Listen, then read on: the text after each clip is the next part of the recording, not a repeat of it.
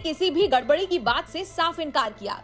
साथ ही कहा कि ये जो पूरी कहानी है ये कोचिंग इंस्टीट्यूट्स द्वारा गढ़ी गई है, जिन्होंने उम्मीदवारों से CBT 2 यानी अगले स्टेज की प्रिपरेशन के लिए पैसा तो ले लिया, लेकिन जो उम्मीदवार CBT 1 में पास नहीं हुए उन्हें वो कोचिंग वाले अब समझाने में असमर्थ हैं।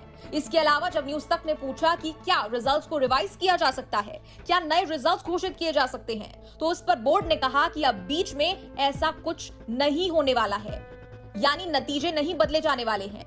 जिस तरह से जैसे घोषित हुए हैं नतीजे वही रहेंगे। साथ ही रेलवे रिक्रूटमेंट बोर्ड ने अब एक नोटिफिकेशन को जारी करते हुए छात्रों द्वारा उठाए गए इन मुद्दों पर पॉइंट वाइज सफाई दी है। सबसे पहले बात कर ले कट ऑफ के मुद्दे की। रेलवे ने कहा कि कट ऑफ नॉर्मलाइज स्कोर के बेसिस पर प्रिपेयर की गई है, जो कि आमतौर पर रॉ स्कोर से ज्यादा होता है। बोर्ड ने आगे कहा कि कट ऑफ उस लेवल या पोस्ट पर निकाली गई नंबर ऑफ वैकेंसी पर डिपेंड करती है। चूंकि लगभग 35,000 रिक्तियों में से 10+2 उम्मीदवारों के लिए 21 RRB में लगभग 10,500 रिक्तियां नोटिफाई की गई हैं।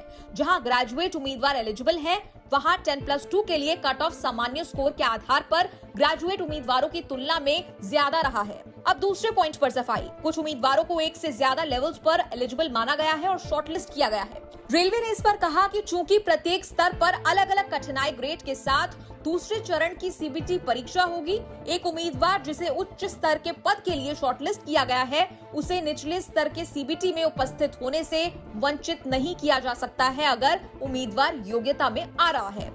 तीसरा आरोप, पहले 10 कैंडिडेट एक पोस्ट के लिए लड़ता था, लेकिन अब एक ही कैंडिडेट 10 पोस्ट के लिए लड़ेगा। इस पर बोर्ड ने कहा कि अंत में लगभग 35,000 अलग अलग उम्मीदवारों का चयन किया जाएगा और मेरिट और प्रेफरेंस के आधार पर केवल एक पद के लिए एक उम्मीदवार की नियुक्ति की जाएगी। इसका मतलब कोई पद रिक्त नहीं रहेगा, खाली नहीं रहेगा।